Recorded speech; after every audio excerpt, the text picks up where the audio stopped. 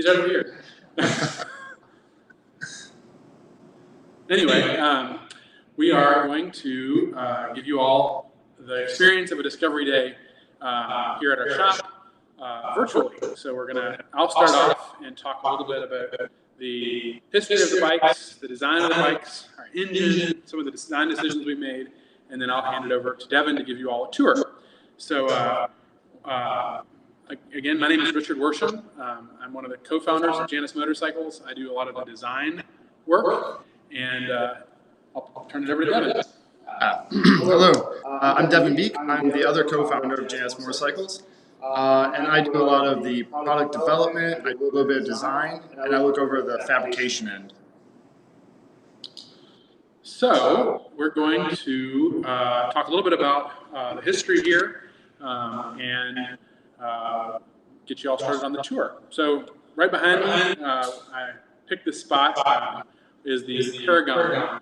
The Paragon was one of the first bikes that Devin and I built from scratch. So we started, this would have been in 2000, I think it was 9 or 10 when we actually started the idea of the Paragon. And that was coming out of Devin's experience with vintage mopeds. And by mopeds, you always have to clarify, a moped is a moped, motor with pedals. So it's the old-fashioned 1960s, 70s pedal-powered pedal and engine-powered two-wheelers. And we were fascinated by, both of us independently, by the concept of these simple, easy to work on, just kind of like minimalist vehicles. And so Devin ran a shop that specialized in the restoration, repair, and customization and kind of like performance improvements to these vintage mopeds. And so I worked with him over the summers and I started off with him repairing my bike for me, an old Italian Garelli. And there goes Jordan. Jordan is our moderator here. He's shifting the camera around, as he's often behind the camera here. Anyway, we were working on these other bikes, these bikes that were made all over the world, Austria, Slovakia, France, and it was a lot of fun, but we decided, what would it be like if we designed our own moped from scratch? And what really fascinated both of us together was the tradition of small displacement, lightweight Grand Prix racing. And so that's what the Paragon really is an attempt to kind of channel that small displacement 50cc GP racing, just for fun. And so we had a lot of success with that bike. Took us a while to build, and it was always something that we wanted to have as a production. So it was actually, we were supposed to build 5 of them. Only one got built, but it got us started, it got us some interest, and it kind of was the stepping stone to the founding of Janus Motorcycles, which, as some of you may know, started off as a 50cc two-stroke version of the Halcyon. And that 50cc carried us for a couple of years as we learned the ropes of manufacturing and of all the responsibilities that go along with that. And Devin and I built, we would have finished 43 50cc Halcyons over a couple of years. And then we were joined by a number of amazing business partners, Grant, Jordan, and other local business partners who helped us take the company from a gorgeous kind of idea that we were kind of building these very, very labor intensive. Each one took months to build, very long lead time, and turned it into more what we have today, which is a company, a production, very small scale, but a production vehicle manufacturer that we are today.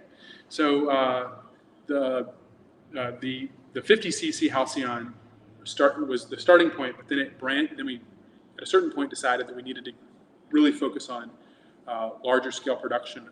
And one of the requirements for larger scale production is homologation, emissions homologation. So that means EPA.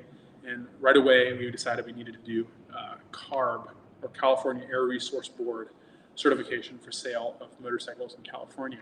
So we set about that work, and we found out that we probably shouldn't be using a 2-stroke. We're going to go with a 4-stroke and about a 250cc, which we believe is the right amount of power for what we're trying to do. We get a lot of questions about, why small displacement? Why don't you put more power in it? Why does it need to be lightweight? All these questions like, why do you go overseas for your engine? And our answer is because of our history of the appreciation and the ease of maintenance, the simplicity, the kind of thrill that a small displacement motorcycle affords its owners. So if you'll talk to a lot of experienced riders, they'll tell you that going fast on a slow motorcycle can be a lot more fun than going slow on a fast one. And that's one of our core ideas, is that you can experience the full experience of what the motorcycle is capable of. And I tried to talk a little bit about that in our virtual test ride, which is another video that's available. So if you are interested in seeing what it's like to be on a bike and kind of hear what it feels like, I walk you through that in that video. But anyway, I'll talk a little bit more about the engine in a minute, but that's kind of the broad idea of what we're trying to do. Is something that's easy to work on. There's nothing covering anything up. It's very simple. There's no extra added gadgets or things that can get in the way of the experience of 2 wheels on the open road, just having fun. So that's the short version of our design brief for all of our models, because after the Halcyon 50, when we launched the 250, we came out with the Halcyon 250, which is basically the bigger version, the descendant of that 50cc Halcyon. But we also simultaneously launched the Phoenix 250, which actually harkens back a lot more to the Paragon. It's more of that cafe-style Grand Prix bike that we were kind of actually thinking about earliest in the story of Janus. There's a Phoenix. That's Phoenix 33, beautiful black and gold. It's one of our classic Janus color scheme. So anyway, then about 2 years after the Phoenix and Halcyon, we launched our 3rd model, which we don't claim that our bikes do everything. They are not highway, freeway bikes that you can fly across the country on, although we've done that. But they're designed for a very specific thing. But we do feel like the Halcyon is more of a cruiser. The Phoenix is more of a cafe, kind of sportier handling bike. And all that was missing was the dual sport, the scrambler, which means that it's a bike that can handle on-road use, has DOT lighting, but it's also capable of going off-road, gravel roads, single track. It's not a dirt bike, but it's a classic scrambler in the traditional sense of the word, which means that it's a street bike that's been equipped to be able to handle off-road. So it has knobby tires, as you can see there, a high exhaust pipe so that debris doesn't dent the exhaust. It even it's available with a brush guard down on the bottom of the frame that protects it, high-mounted fender, and then the overall ergonomics of the Griffin are more suitable for that kind of off-road, very wide dirt bike style handlebars, as opposed to the Phoenix's dropped cafe racer bars and the Halcyon's kind of relaxed cruiser bars.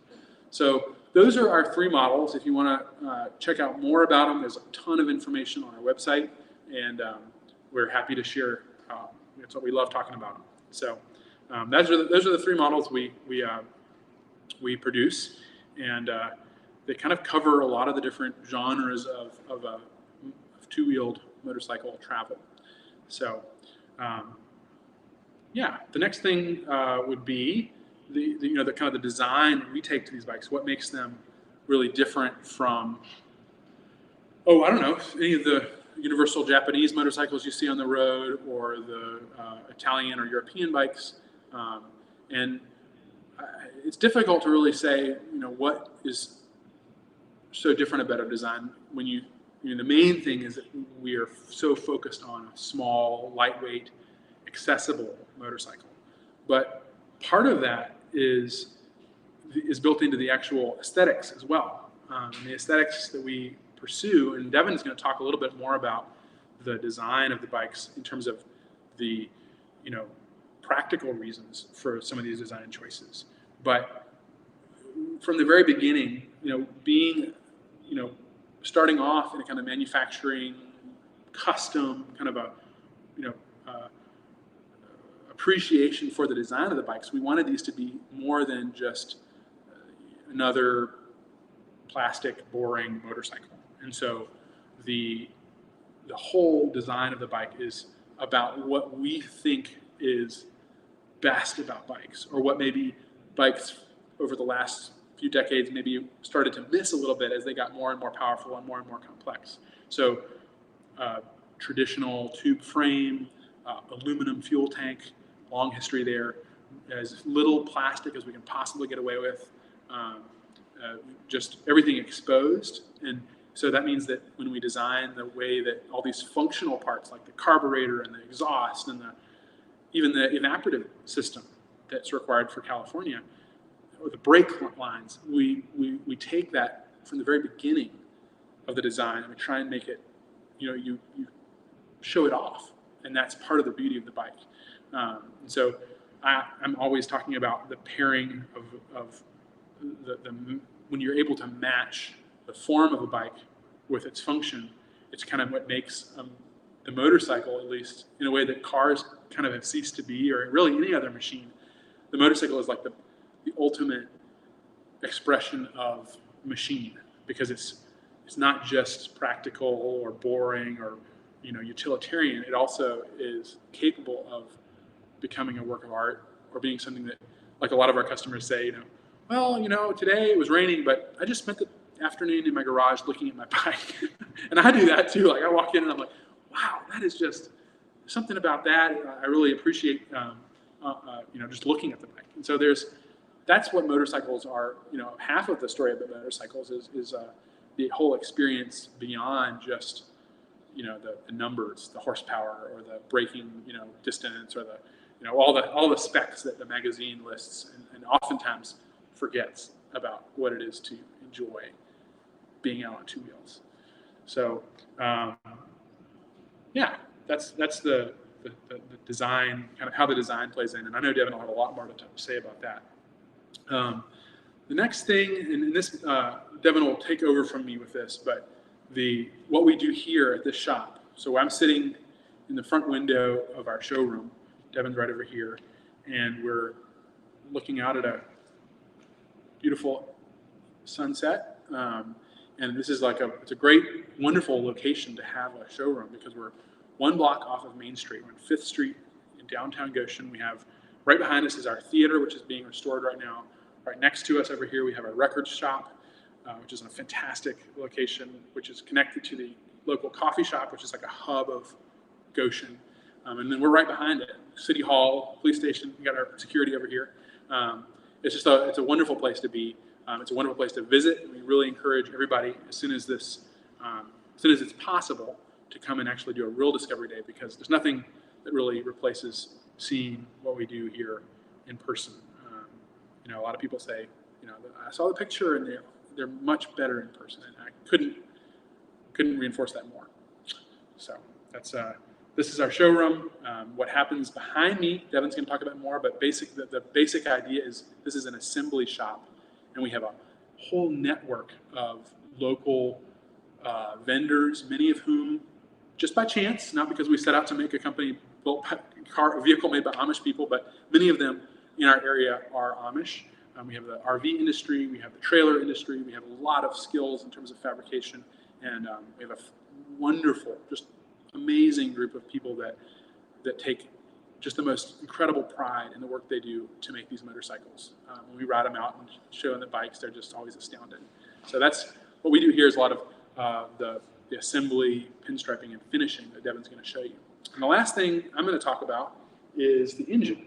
So I'm going to move the screen here over a little bit, so pardon the shaking. And put it right here. Let's see if that works.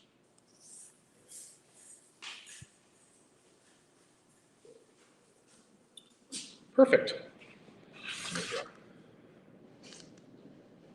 Some adjustments by Jordan here. Yeah. So this is the Janus, the bulletproof little engine that powers all three of our models. All of our models are powered by this exact same engine. It's a modern marvel. It's a really amazing little engine. This has a long history that I didn't really learn a lot about until the last 2 or 3 years, as we really started being astounded with what it was capable of. This engine started off its life in the early 1970s. Some of you, if you're familiar with motorcycle history, you'll recognize a lot about this engine.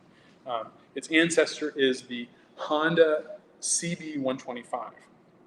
And the CB125, if you don't know already, is an overhead cam, single cylinder, 125cc engine that was made. I mean, they're still making them. They're still making these wonderful little bikes. They're very popular all over the world, third world countries.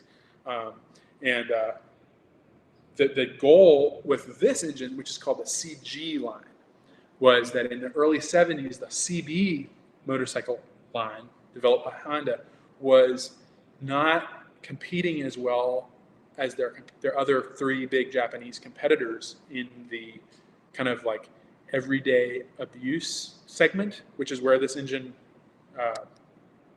excels. So, here in the States, we ride our motorcycles for leisure. I mean, there are some people that maybe do it a little more practically, but it's not on a level like if you go to the Philippines or Vietnam or India or many other developing countries. That is the only way people get around. And so they treat it like a minivan or a pickup truck. So it's, I'm sure you've probably seen pictures of these bikes just stacked with people, families, or produce products. And that kind of use requires a motor that can just like go day in, day out, every day, reliability, and need minimal maintenance. And the CB, the original Honda CB that this is based on, was a little bit higher spec. I mean, it's a more powerful engine than its CG twin, or not. It's its twin, but it's not a twin cylinder. It's a single cylinder, just like this, but it's a sibling of the CB. But the CG was developed specifically by Honda. They sent out their engineers to see what was happening to these engines and why they were failing, and they realized that they needed oil changes very regularly. They needed the right kind of oil. They needed a lot of just preventative maintenance, and that was just not happening in these developing countries where people just wanted the bike to go. And when it stopped running was when you did service. So their engineers went out, spent several months exploring what these engines were, how they were being used, and they redesigned the engine, and they called it the CG line. That's what this is. And the CG was what makes it unique is that it is not an overhead cam. It's an overhead valve, so kind of a more old-fashioned design, even for the 1970s. And it has one cam lobe that's just driven directly off the crankshaft. So that one cam lobe is operating intake and exhaust. They're really short, which side are they on? Short, robust push rods that are operating the valves. And so everything is down low in the oil. There's a real simple oil pump. It's a design that requires minimal maintenance. It has minimal complexity. And so there's just fewer things that can go wrong or break in the process. And it has lower kind of tolerances that allow for it to just run longer. So in the 1990s, that engine kind of wasn't as interesting to Honda. They developed that engine actually originally, I forget to mention, to be manufactured around the world in satellite facilities. So that would be China, Brazil, the Philippines, India, Pakistan, and it still is. And that's where we get our engine from. It's the Chinese in the 1990s took the engine, they bored it out. So they took this kind of design and they just increased the displacement to 250 cc's. And they added this, which you can see up on the front, this lobe up here, which the CB125 does not have. They added that, and that is the balance shaft. So the balance shaft, what that does is it takes that thumper, which is called a single cylinder. It's called a thumper for a reason, because it's just one piston going up and down that can cause a lot of vibrations. The balance shaft counteracts the forces of the piston going up and down and helps to balance the engine. So it smooths it out a lot. And they developed in the 90s, as I said, and it's become the workhorse engine of Southeast Asia. You'll see just millions, I mean literally millions of these. There are millions being produced every year. And so what our goal was when we were selecting an engine is we wanted something that was small, and something not only that was small, but something that was tried and true. We didn't want to have an engine that needed 10 years of development or proving. We needed something that had already been proven, that we could rely on, and we could sell to our customers with complete confidence that it would be something that would be reliable for as long as our bikes are, which are they're built to last. So the other factor that played into it was the fact that we could get EPA certification, and this engine had already passed EPA, so we knew it was possible. So we partnered with S&S Cycles of Wisconsin, famous S&S of Harley-Davidson fame, and worked with them in their test lab to get us through EPA and California ARB certification. The engine did fantastically for the whole life expectancy, projected life expectancy of a 250. They were impressed. We were overjoyed. And in 2017 or 18, we got EPA and CARB certification, and we've been selling bikes all over the country ever since. So that's the story. Please feel free to ask us questions. I'd love to answer any questions about the engine. A lot of this stuff is covered in more detail in blog posts and videos we've made if you want more of the story. If you're curious about maintenance, we have a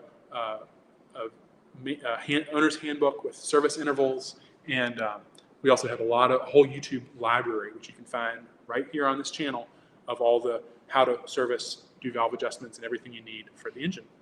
So without further ado, I'm going to turn over the screen to Devin, who's going to give you a tour of the rest of the shop. Walk you all through the majority of the shop. So you guys saw most of the showroom, but right first door out of the showroom leads into our staging area here.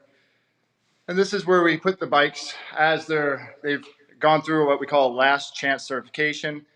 That's basically if the bike's been in our shop, finished and certified for more than 24 hours, it has to go through another certification before it goes onto the shipping trucks or before the customer takes it. We want to make sure that no dust has collected, scratches, or the battery didn't drain or anything like that. So we have a whole checklist that has to go through.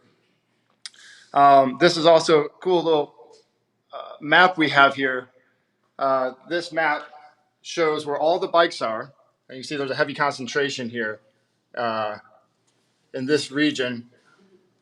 And then we have a lot, of course, on the East Coast and West Coast, and plenty down in Florida. I think it's West Virginia and North Dakota are the only states that we do not have bikes in. Let's see, and then we go into what we call the middle space here. The middle space is another staging area. So all these bikes have been certified, and these are going to, they're waiting to go to the customer. So of course, this is basically one step before they head out the door, right before the final, the last chance inspection. Let's see, back here, we have our design wall. This wall shows a lot of the old designs, some of the oldest that Richard and I did. This one's quite old here. That's actually the Paragon moped that you saw over the bar in the showroom.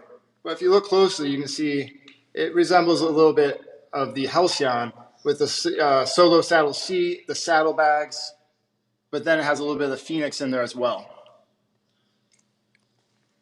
And as you go down, you can just see some of the earlier designs that we did, just sketches, brainstorming that we did over the years.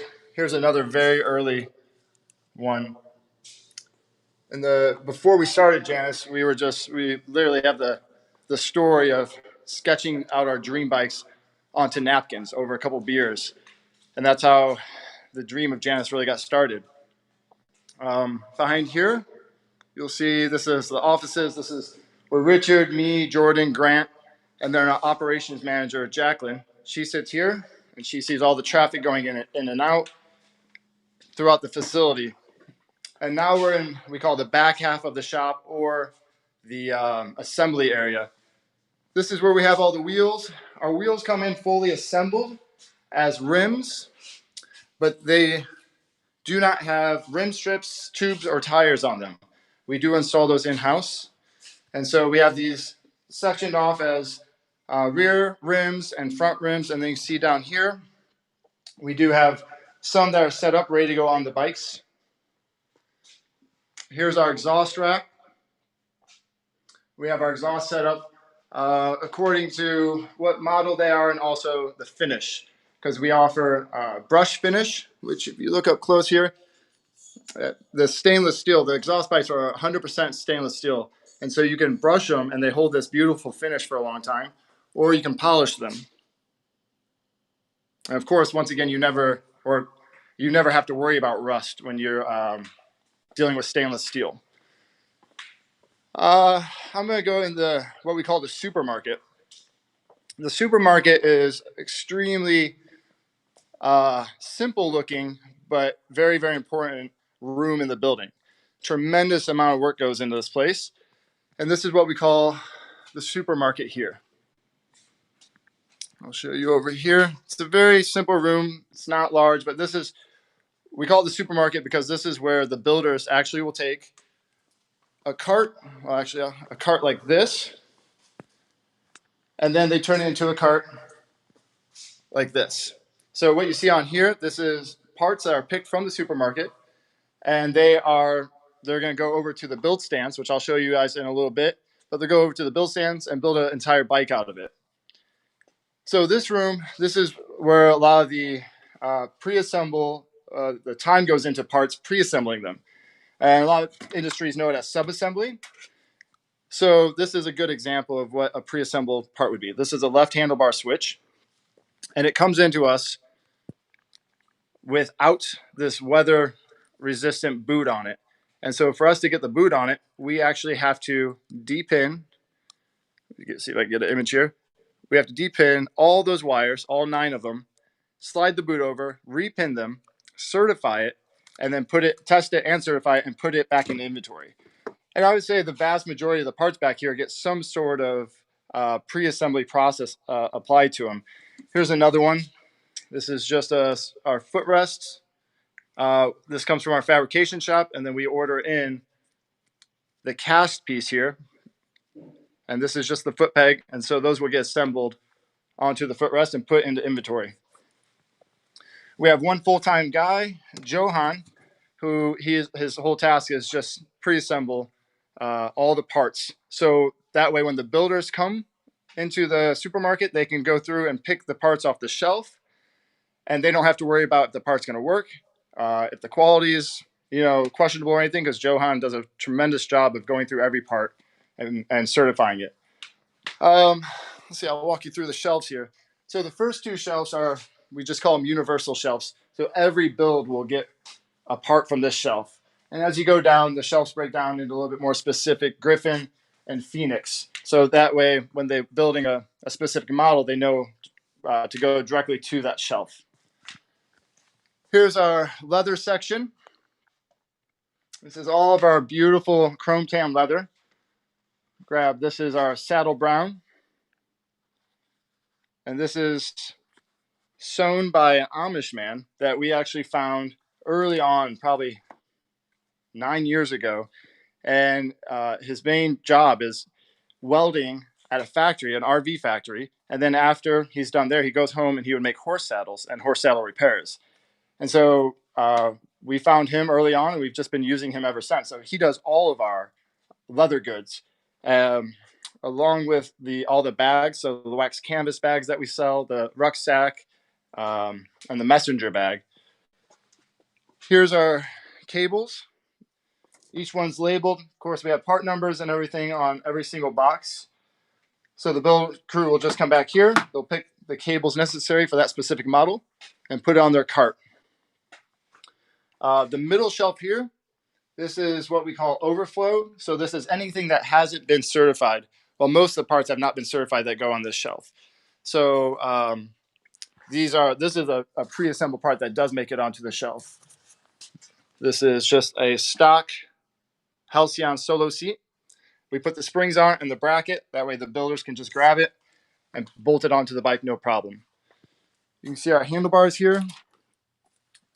These are all here. These are all the Halcyon bars. These are polished stainless steel. So just like the exhaust, you do not have to worry about them really getting tarnished or flaking, chipping. We go with stainless for many reasons. It's just a superior metal to make a beautiful product out of. I can show you a couple other machine pieces here. This is the top nut for our forks. And this is machined out of stainless steel. Just a really beautiful piece here. And that's machined about 3 miles down the road. If you guys have watched some of our videos, you might have seen our manufacturing hub in the county here. And we have a saying that everything's just right down the road. And we set that network up. It was very organic how it became to be. And it started out with just getting a frame made, and then we needed a powder coater. And so we asked the Amish guys that we deal with, where do we get a powder coating? And they said, well, there's a guy right down the road that does it. You go 2 miles down the road, and then you ask, I need my exhaust polished. Where do I get polishing? Well, there's a guy right down the road. Machine parts right down the road, and so on and so on. So we have this beautiful network set up where it's about a 20-mile radius in our county. That's where the vast majority of our parts are made. And I go out and I do quality runs every Tuesday and Thursday, quality control runs, sorry. And I do these runs and I just visit every single vendor and just take a look at if they need anything from us, how the processes are going, if we can improve them in any way. And we just do problem solving very quickly that way. And also it's just amazing to be able to meet the people that make the Janus parts on a weekly basis. I can show you guys a couple more parts that are made right down the road. This is the machine fuel cap. Just another gorgeous piece. This is 6061 aluminum. Our handlebar clamps.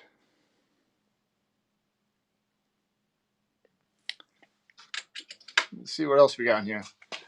We don't have any top plates. A lot of the carburetor parts are made locally as well by the same machinist right down the road.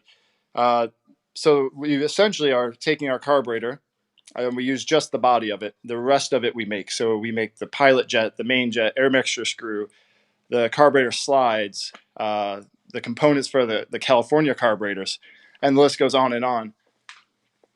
But that's pretty neat that we're able to do that. And that's, once again, that's due to what Richard was saying. It's due to the industry around us, this very strong manufacturing industry. That's mostly due to the instrument industry, brass wind instruments around us, and also the RVs and trailers. So here's our frames. This is about the most inventory we keep of frames at any given time. We're a small shop, and so we don't want to hold inventory of 50 or 100 frames at a time. So usually it's only 10 to 20 at the most. And that way we can keep our storage down, keep our cash flow going, and operate that way. You can see here there's 3 carts that are set up. So these bikes, these are the 3 other bikes that will continue to get built this week. Here's the actual assembly bay. Here we have 4 stands. It's hard to see, but there's one in the corner there, over here, and then 2 right in front of me. And you can see right here, this one, this yellow bike. And we have 2 full-time assembly technicians, Ryan and Kevin. And they do an amazing job of putting these bikes together, and they make it look so easy. Ryan's been working with us for quite a while, and he's built, pretty close to probably 350 bikes himself. But these stands allow us, here's what we call a build stand, and they allow us to put a frame on and bolt the frame down, so it's secure, so we can torque down any nuts and bolts that we need to, and we don't have to worry about anything sliding around. And it's pretty simple. After you bolt down the frame, you bolt the engine in, you take care of the forks, and then you put on the fork braces and the fender braces for the front and rear. And then you do the wiring harness, the handlebars, the tank, the airbox, the carburetor. And the only part you cannot put on here until you get the bike off is the exhaust system.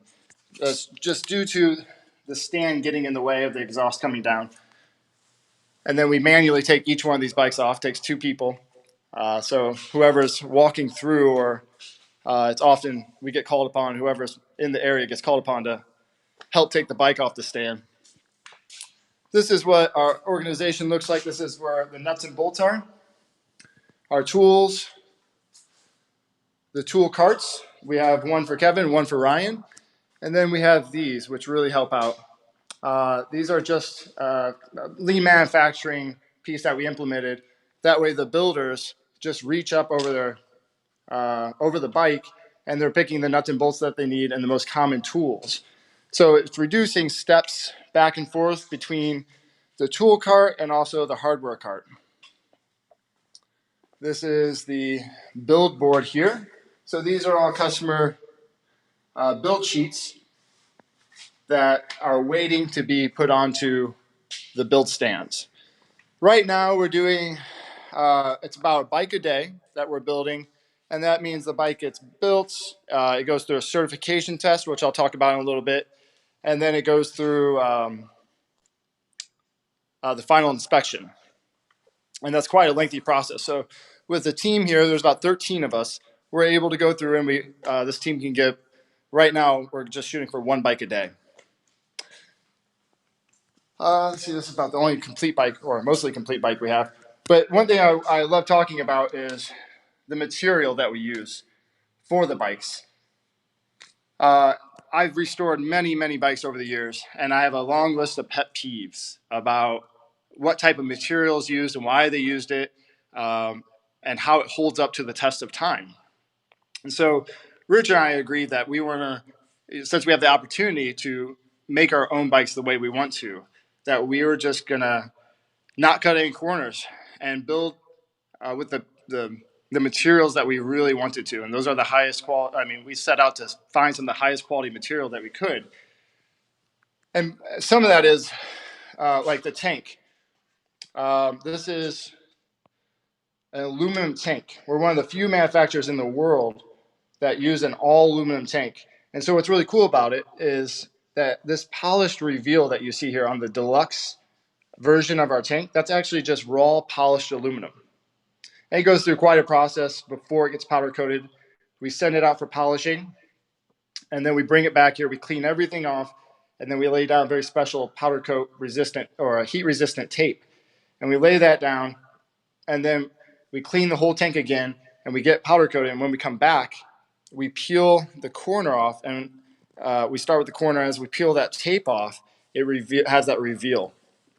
And then you can see it gets blended in beautifully with this pinstripe, the tape line there. I'll go back to the handlebars. That's another high quality piece that we're really proud of, is that they're stainless steel.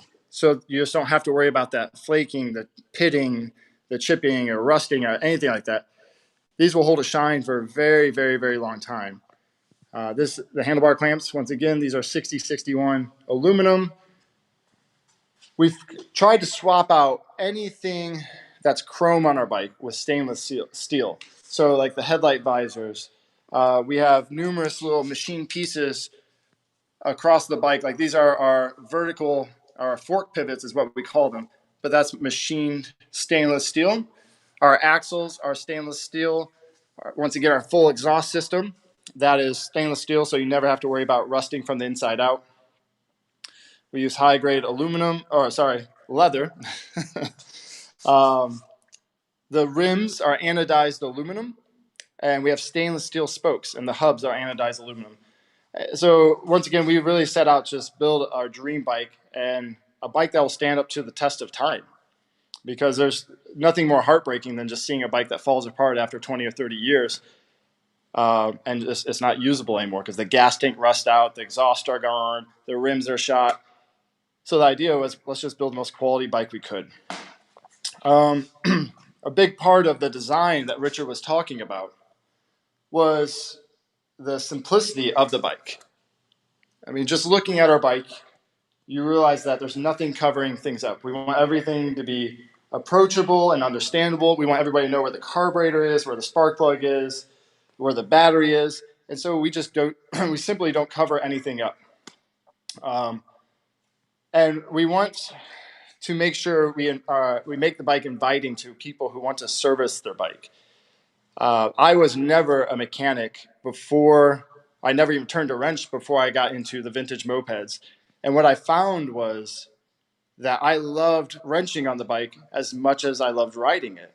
And that's not for everyone, but for me, I fell in love with that aspect. And so we wanted to apply that to the design and let that be an option for people, whether it's a novice mechanic, somebody has zero experience, or a very well-seasoned mechanic who will have no problem, repairing any aspect of the bike. But we wanted to make sure it was inviting, so we left everything open, accessible, easy. Like this is the valve cover. It just takes 3 small bolts, M6 bolts, M10 bolts, to take that off, and then you can adjust your valves. The carburetor takes a matter of a minute or two to take off. And we just left everything so it's understandable. Maintenance on the bike is very, very simple. The first maintenance interval is at the 500-mile mark, and that's where you get to adjust your valves, adjust your chain, tighten up your cables, lube your cable, change your oil. Just go through kind of the basics of tuning up a motorcycle. And what's really cool about the service of the bikes is we offer a very extensive YouTube library of videos that we have made to show you how to service pretty much any part of your bike. I think we have it pretty well covered. I mean, anything from taking the rear wheel off to adjusting your valves, changing your oil, cleaning your carburetor, that's all there. We also have an extensive network of shops across the country that keeps growing and growing every week, of shops that we've worked with our customers outside of our reach for service. And we recommend the shops that our customers have had a very good experience with, and there's many of them out there. We usually don't have a problem at all with our customers finding a shop. I think some of the big OEMs, they don't want to work on a bike, they want to work on their own bike, which is understandable. But any shop that repairs Hondas or some of the smaller bikes, they have no problem working on a Janus. Let's see. I think that pretty well covers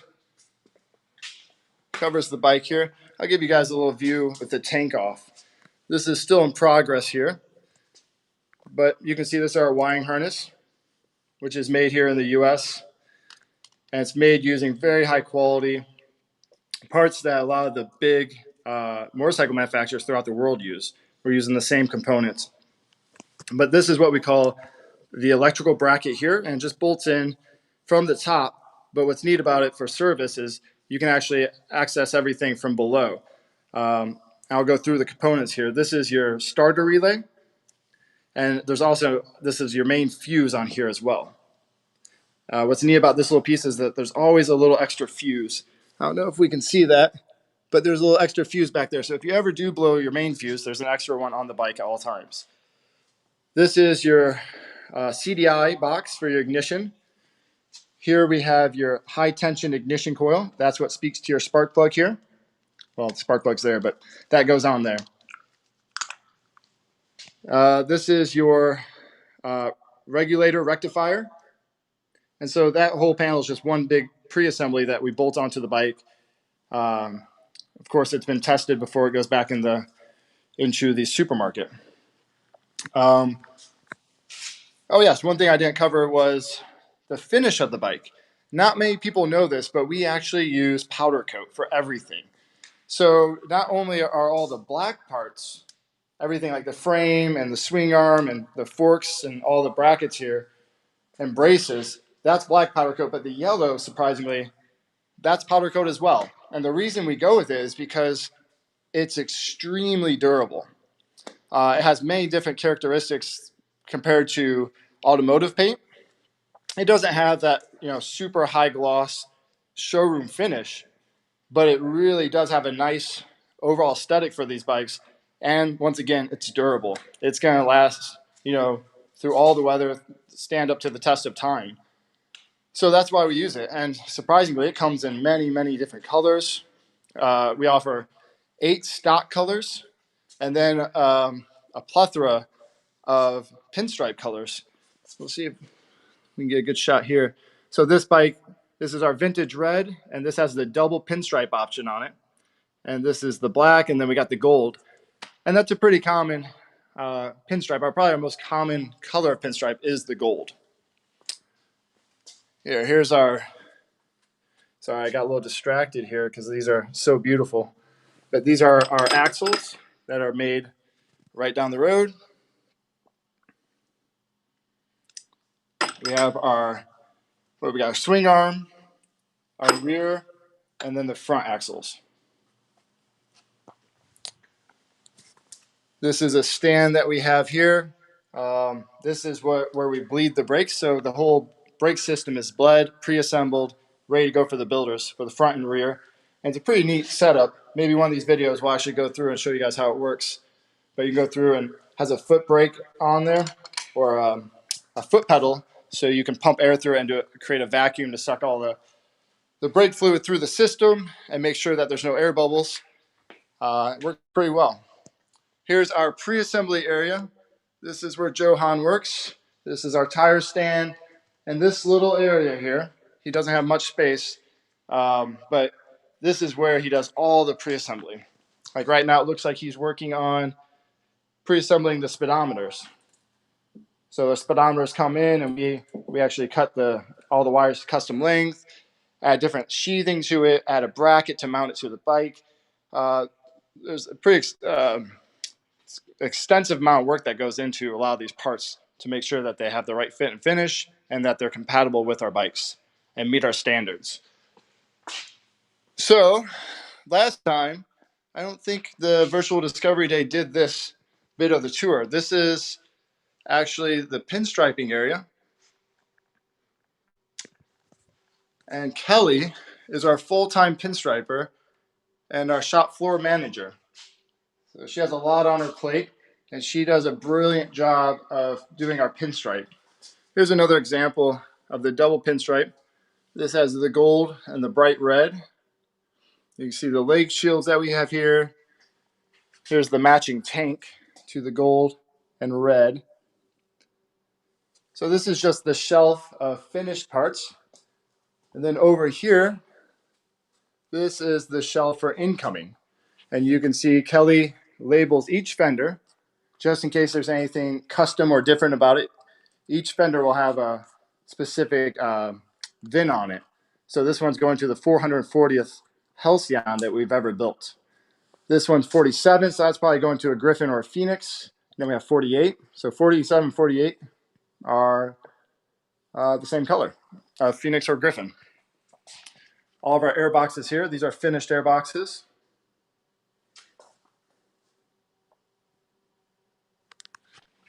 And you can see this is our pinstriping stand here. Normally it's over in her painting area around the corner, but this is what it looks like. And you'll see that I'm not going to touch the tank because I don't want to upset Kelly if she sees my fingerprints on it, but there is residue or some sort of, just residue on there. Some grease or release agent for the stencils that she does use. So the tank will be cleaned up much nicer than what you guys are seeing here. But this is kind of the first stage of it. Over here is the actual pinstriping area. Nice little space. These are some of the most popular colors that she has. Then we have a shelf full of all the other options. But the white, the black, ivory, there's the gold, and the dark green. Those are by far our most popular pinstripe colors. Some of the process of pinstriping is, I wish we had something a little bit more set up here, is, well, I'll go back to the tank. It's a pretty intricate process because, well, we do use stencils. Let's see if I can find you guys a stencil here. Kelly keeps her stuff put away pretty good.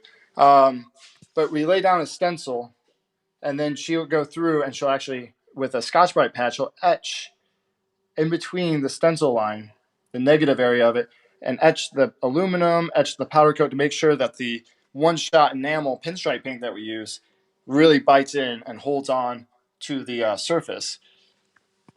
The Janus logo, same thing. We have a stencil for that, and she goes in there and scratches the aluminum really good so that paint has something to bite into. So you don't have to worry about peeling off, chipping off. It's extremely strong stuff.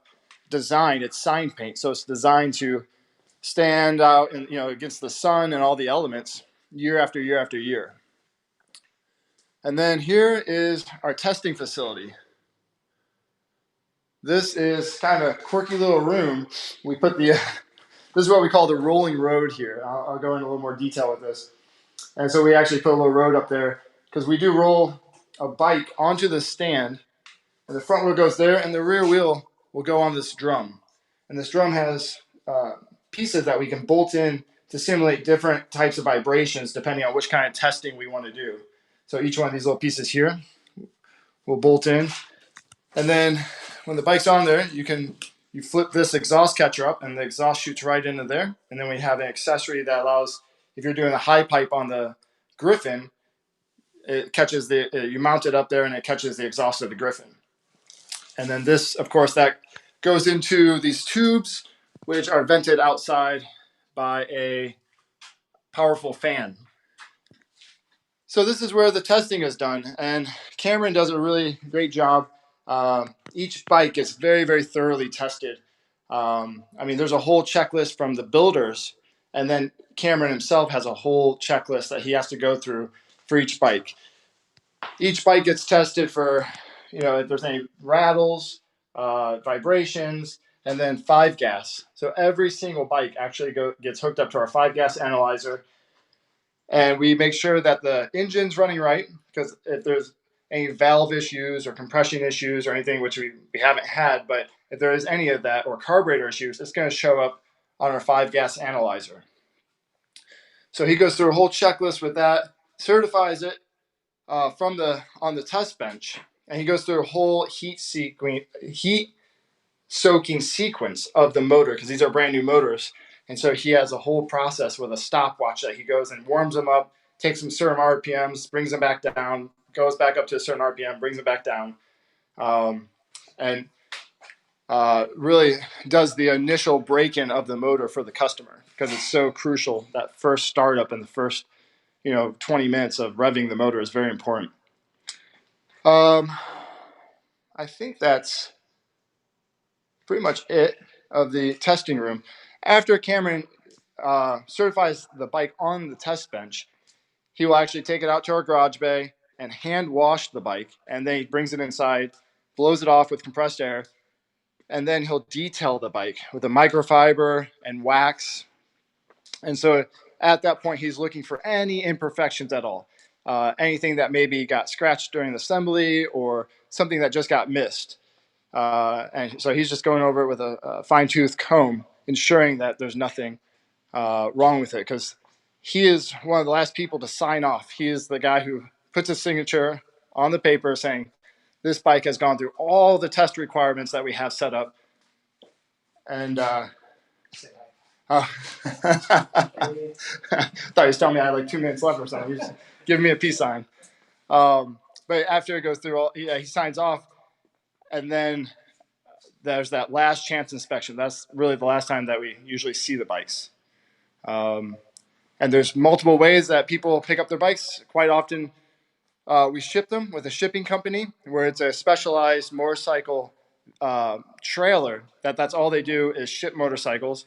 And then we ship them ourselves, or we deliver them ourselves, I should say. And then we have a lot of customers coming into our shop to pick up their bike. And of course, that's what we prefer, because we want to see their first reaction to the bike. We want to be there to give them a walk around and answer any questions right there on the spot of what they might have on their new Janus. But we understand not everybody can make it to our shop, but that is one of our favorite things. Well, actually, I'm going to show you guys one other cool piece I meant to show you earlier. This is JM01. That is the very first prototype we ever made as Janus Motorcycles. So it's being hung up there on display for everyone. And, we took it off the road just because it's a very valuable piece of our history that we want to make sure that we're preserving. Well, I think we're going to come back up to the front of the shop now. And is this Q&A or? Yeah. Yeah. So we'd love to hear from you all.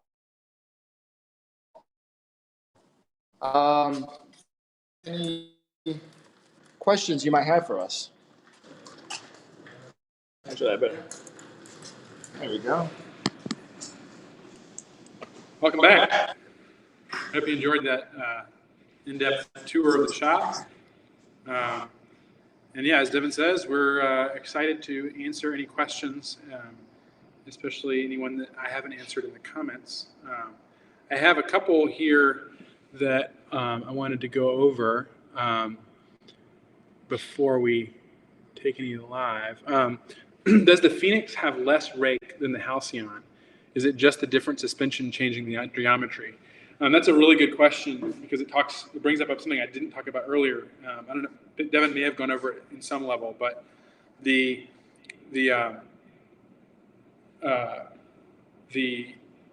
modularity of the bike. So the bike is made out of a lot of parts that translate over to all three models. So the rake on all of the frames is actually, to answer your question, it's the same on the frame.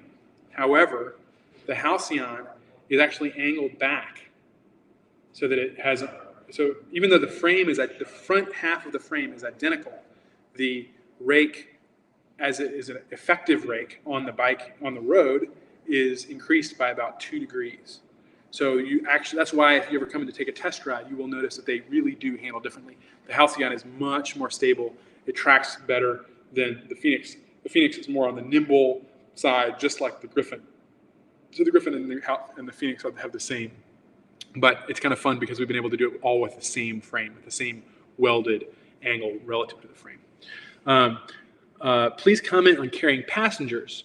Rider is 225 pounds and passenger is 185. So the bikes are lightweight. They're a small displacement. And we actually give, I'm not going to do math in my head, but we do give a 320-pound max load for the bike, which is consistent with other 250s. However, I will say I'm 250 pounds, 6'6", definitely not a small human, but it hauls me along just fine. I'm not, I present a little more of a wind obstacle, so I don't get the full 70 miles an hour all the time, unless there's a good tailwind, but it'll zip you along well over 60 miles an hour. And that is it really is surprising how the engine just gets up to speed, and you can kind of be with a group of people, and it just wants to be at a certain RPM and speed. That kind of answers the next question. I'm a heavier rider, and I'm not sure the 250cc bike will work for me. Well, you've only got 20 pounds on me, and I think you'll be fine. Do any current owners take their bike on the highway? Not everyone does. They're not designed for that. I've ridden from San Francisco to New York on Interstate 80 and a couple other interstates that get you actually to New York City. And it's definitely not designed for the interstate, but it is possible. It's legal. Are you going to sell in the UK one day? We certainly hope so. Any engine sourcing problems with China at this time? That's a really good question. We did have some delays, but most of those delays are actually ending. They're still affecting us a little bit, but we actually decided to order in more quantity because we were wondering what was going to happen. So really, I think we're through the worst of the sourcing. I hope the worst of the sourcing issues with at least China right now. Now we're actually having more problems with U.S. Suppliers. Last couple here before we take some live ones. Is there a delay in production shipping based on current conditions? Yes, there is. Grant would be able to tell you exactly what that is, but I believe our normal shipping time, I know our normal shipping time is 4 to 6 weeks. That's where we want it. And we're about however long we were out of production behind. So it's more like 8 to 10 weeks at this point. And Grant, maybe who is operating as Janus Motorcycles on the comment section here, it can correct that. And then we have any way to add a small bag or storage on a Phoenix. Currently, we do not have a luggage capacity on the Phoenix. It's really designed to be more of kind of a minimal stripped down bike. And can the frames that support the saddlebags and book rack be easily removed from the bike? Saddlebag, yes. So the frames themselves need to be there. If you got one with a saddlebag and a pillion seat, those, we call them connector tubes, they have to be there to support the fender. But you can buy that bike, the Halcyon, with just the tube. It doesn't have to have the book rack or the saddlebag connectors. So there's a lot of versatility there. Last two, before we go over, we'll answer more. The 2020 goal, what is the 2020 goal as far as finished bikes out the door? I guess COVID adjusted goal, that is. We're still shooting for 250. That's our goal. It has been, still is. So we're shooting for it. We are actually really having a wonderful season for sales. So we're very thankful for that. And last up, are there any updates on the 2020 Owners Rally? And there are. We've been talking about it today. As of today, we are planning on having our Owners Rally at the original date. I think I've heard that we're going to be capping the attendance. So if you're interested in coming, sign up now. We really want to see everybody there, but there are some limitations due to the fact that the COVID-19 situation in our music venues and stuff like that. So sign up now. And love to get everybody else in, Devin, to answer some questions as well, if you have any here.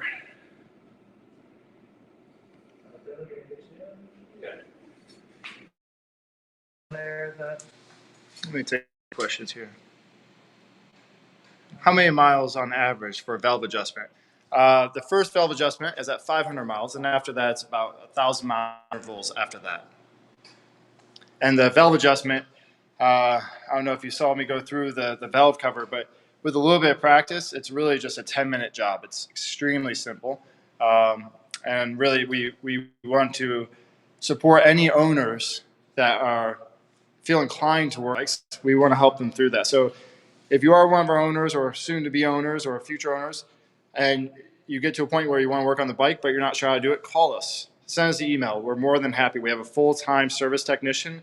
That's what he does, is just answers these requests.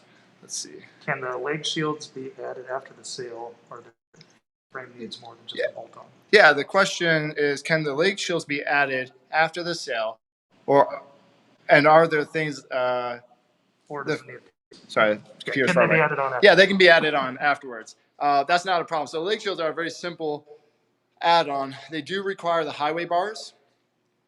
So you can buy them as a whole package, or you can kind of build your bike as you go, but it does require the highway bars. The highway bars take 3 U-bolts to install, and I would say anywhere from 10 to 20 minutes.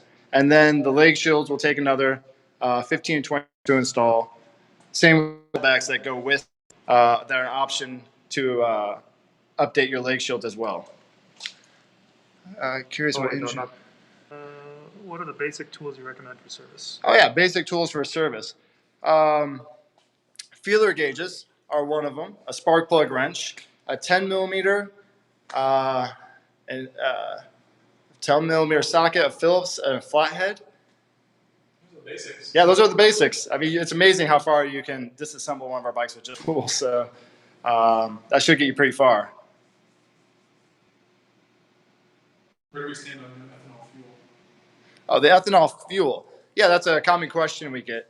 as a lot of fuels allowed up to 10% ethanol nowadays, we always recommend that you do not use, that you use ethanol-free fuel, but the bike doesn't require it. Like Richard was talking about with the motor, these motors are designed to really handle anything, fuel or just any kind of punishment that that the operator may give it. So the one thing that we want to point out is that ethanol fuel can go bad very quickly. So if on a carburetor bike, that's not a good thing. If your bike sits for 2 or 3, 4 months, if there's fuel left in the carburetor, that can go bad, can go stale, or actually cause the carburetor to gum up, which then you'll have to have the carburetor serviced. So the quickest way to avoid all that is just get ethanol-free fuel.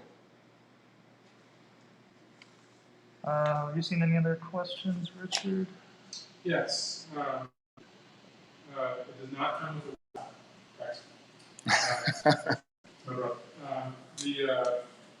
let's see. We've got saw a center stand for lubing the chain. We offer a center stand or service stand. And did you ask the one about powder coating the frame?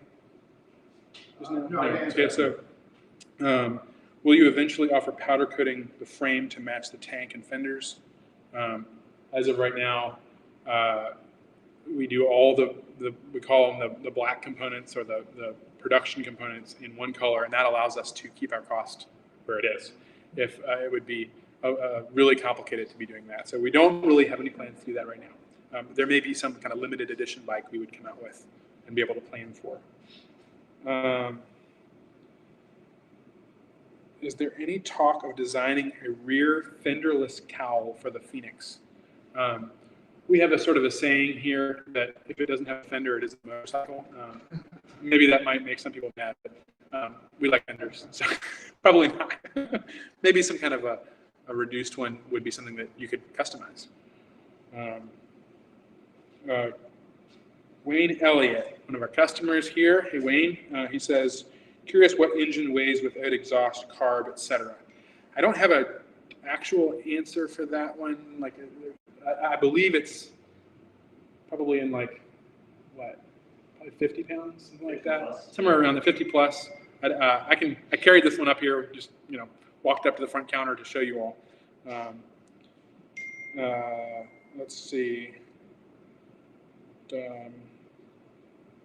Any plans for a center stand or a center kickstand, and 2 period correct floorboards? We've talked about both those. We have a very special customer in Michigan who has been making the argument for a center stand for a very long time. So if Gary is listening to this, Devin knows. He's been warned. All right. Intake and actual valve clearances. You can look that up in our handbook, or online. But they're 3 at the intake, 0.003 inches at the intake, 0.004 inches at the 4,000ths at the exhaust. Any more questions, Jordan? Devin? We can stay on here a little longer. Yeah. Hey, Gary's in. There's Gary. Oh. You're Yeah, you heard that. All the way from Michigan. Tuned in. Is there a larger tank option? Is there a larger tank option? No, there's not. But I have run auxiliary fuel tanks, and usually what I use is a Rotopacks on the back of the bike, and that it works really well. And since they consume so little fuel, a 1 gallon tank can get you 50 or 60 miles down the road. Thank you for the center stand mention. Now, where is it? Yeah. Let's see. Can you get more power with aftermarket mods? Devin, you want to take that one? Yeah. Let's see. You can get more power out of these motors, but you are limited just from the engine configuration. But we have customers out there. We can't really speak too much of some of the upgrades that we have done. But people out there are modding the engines. Somewhere there's a higher displacement cylinder that you can get off of, I forget the website, but you can get that. Some people are putting bigger carburetors on them. But there's one myth I want to, or one thing that I think is not, I think it's important to mention with performance is our catalysts do not restrict any of the performance. So there's no need to chop it out or do any of that thinking that you're going to get better performance. But of course, you can do all the engine modifications that any tuner would do with decking the head, changing timing, valve timing, carburetor size, just simple engine hacks that you can do to keep up performance. There is a Janus, it's called JMOG, Janus Motorcycles owner. It's a different Facebook group. If you're an owner, you're eligible for that. And it's not run by us, and it's a group that one of our owners has put together for people interested in modifying their bikes. So if you are interested in that, he's doing a lot of organization and collecting information on that, which is really cool. Let's see. Richard rode coast to coast on a Halcyon. You changed the front sprocket to push the top speed up a bit to deal with I-80 traffic. How did the gear change affect the acceleration in the lower gears? I think for lighter weight riders, it might not have been a big deal, but for me, I could definitely feel a kind of a lurch into first gear. I didn't find it. If I wasn't spending as much time on the interstate, I would not have found that appealing in a bike. I like a nice smooth acceleration. So for me at least, I could definitely feel a difference. The bike is designed specifically for the gearing that we put on it. So yeah, that's kind of a long answer for that.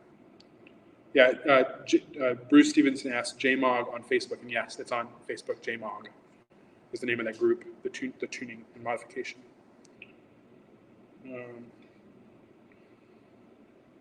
Gary Smith, how do you mount the roto packs? They come with a kit, a bolt-on kit, and you can just bolt that directly to the book rack. Well, it takes a little plate on the back. Yes. There's a little plate you have to add, but it bolts directly to the book rack. It's very straightforward installation. We do not have a toolkit included with the bike, although they are available. They are beautiful, handmade, American-made tools, and they would drive the price of the bike up if we offered them with the bike. So we leave that up to you. We also just sell the tool roll if you want to put your tools in it.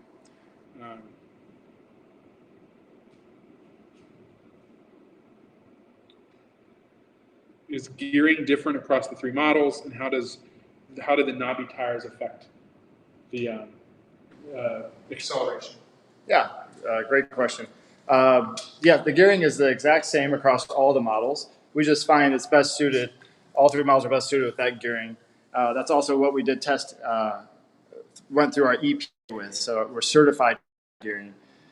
But there are aftermarket sprockets that people swap out to achieve different gear ratios. The knobby tires, the knobby tires on a lower horsepower motor, which our motor has 14 horsepower, you can feel a little bit of resistance just coming off the tires. They're a little bit heavier than the stock tires, the Duros that we use. And so you might see 1 or 2 mile per hour drop on the top speed, and you'll feel a little bit of vibration, very little, just at lower speeds. But once you get going, that'll smooth out very well. It's like a dual sport. Yeah. So similar vibration. Maybe a little road noise. The gearing is not different across the three models. You covered that? Right. Yeah. It's the same across all three models. Joe Sharble says sidecar, ? And Bruce Stevenson, another one of our customers, says, uh-oh. So he's actually, Bruce has commissioned a sidecar for his Halcyon, and it's arriving here shortly. It's aftermarket. We do not manufacture it. We can't make any promises, but we're excited to check it out. It's designed specifically for the Halcyon. It even has our logo, the Janus logo, in the side of it. So we're excited to see that and see if that's something that we want to be able to recommend for owners to have. We're really excited. So it's gorgeous. So when we get it in, we will be testing it and posting photographs, etc., and more information on how you can order yours from DMC Sidecars. They're incredible. They've been building sidecars for over 30 years. They're one of the best sidecar manufacturers in the country, in the world probably. How long to change out a flat tire, Devin? Well, depending front or rear. Does it specify? No, it says straightforward or basic. Oh, it's very straightforward, and basic. Yeah, front tire. And once again, we make everything so simple and user friendly on these, and we want people to be able to service and maintain their own vehicle. So we make it as straightforward as we can. I would say a front tire, with some experience, you could probably have done in 20 minutes, no problem. And a rear might add an extra 5 minutes, but it's very simple, especially if you use a Janus service stand, which props the bike up, lifting the front and the rear. It shouldn't be a problem.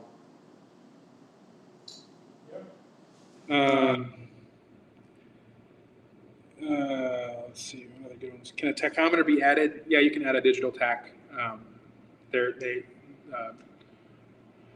Trail Tech makes a digital one that you can just bolt right onto your handlebar. It clips onto your handlebars, and you can attach it to your spark plug. So it's digital. You can add one of those. It's like for a dirt bike, or there's other options out there. Any plans for bare aluminum body parts, Devin? No, we've had that request many times over the years, and we love to.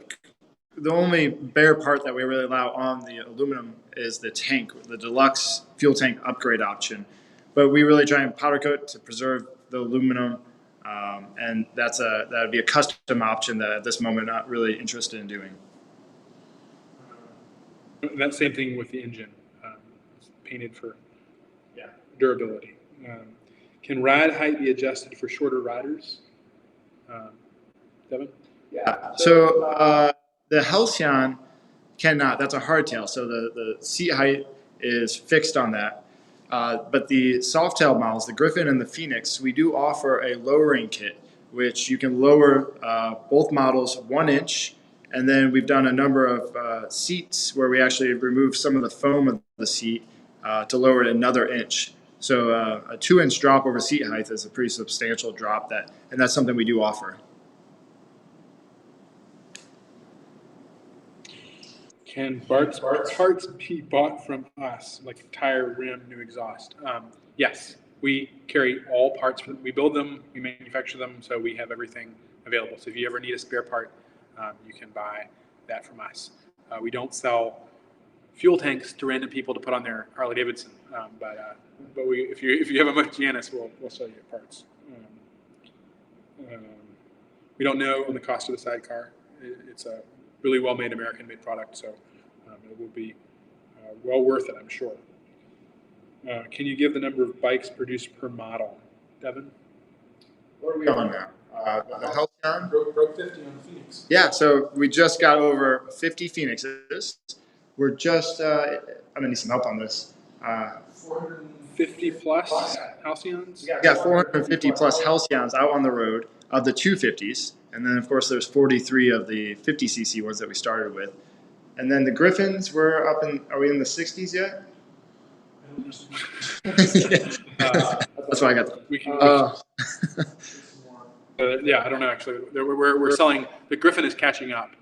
It's especially popular, just I think because it's lightweight. It's great for what it's, the small displacement appeals to people a lot with that scrambler aesthetic. Here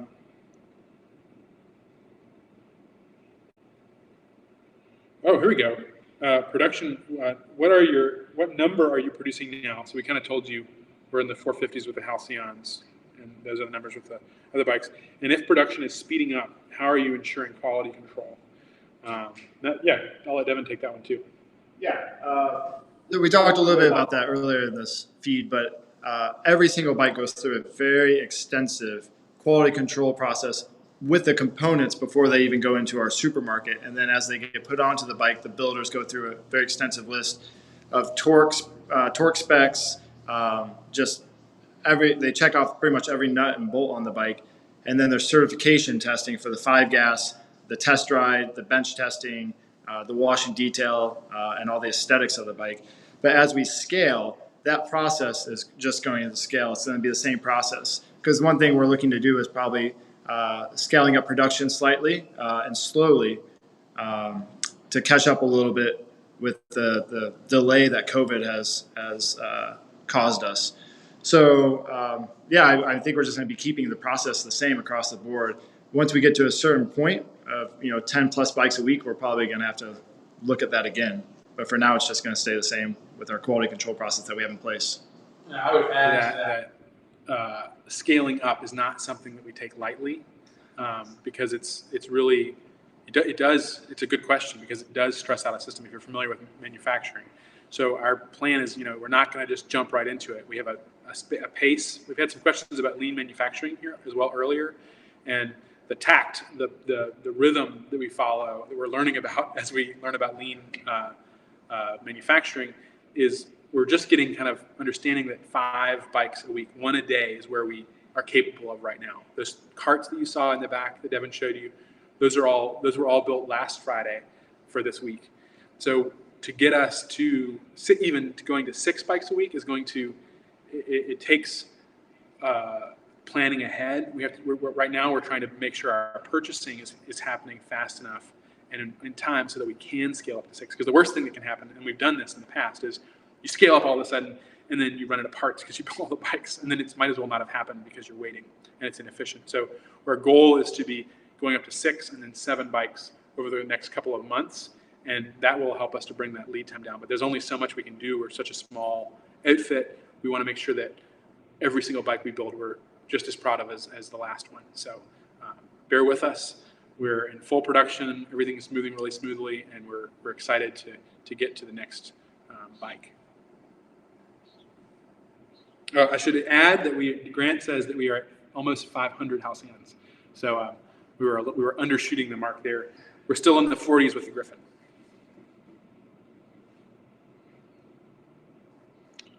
Let's see if there's any other. Jordan, you see any other questions that we can? If I buy a Halcyon, could I get the engine serviced in Florida? Yes, you can. So the question was, if you get a Halcyon in Florida, can you get it serviced there? And the answer is yes. We have a network, an ever-growing network of repair shops that are willing to service a Janus. We have some fantastic ones in St. Petersburg and other places in Florida. The names are escaping me right now, but we have some really cool shops down there that are excited to be Janus repair locations. So we can, if you get a hold of us, we will put you in touch with a local shop. We work with you. We'll call the shop to make sure that they understand what they're getting into. And that network is growing as we have more customers around the country. You got to think we added 200 customers last year. So it's a big difference this year. Just the service load is just taking care of questions about maintenance and tune-up for the spring is a lot of work. So there are a lot of other people probably in your area that will very shortly be developing a network to be able to repair your bike close to home.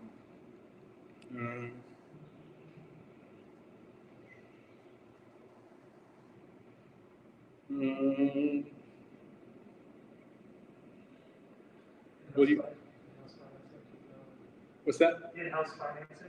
In-house financing. We offer something called Lightstream, which is in-house. It's like kind of like financing for people with really good credit, and so it may work for some people.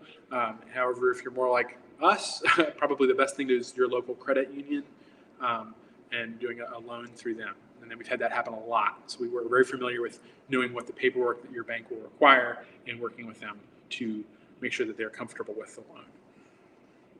You'll probably get a better deal that way too. Or lease, what do they call it? All right. I think we're kind of coming to the end here of questions. Is it a good time? Yeah, I think.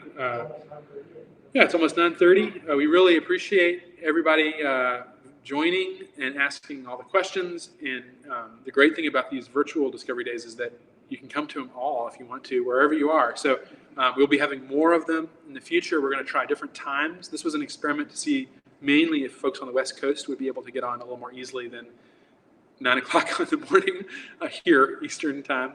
And so we really appreciate everybody getting on and are excited for more and excited to build you your motorcycle. So give us a call.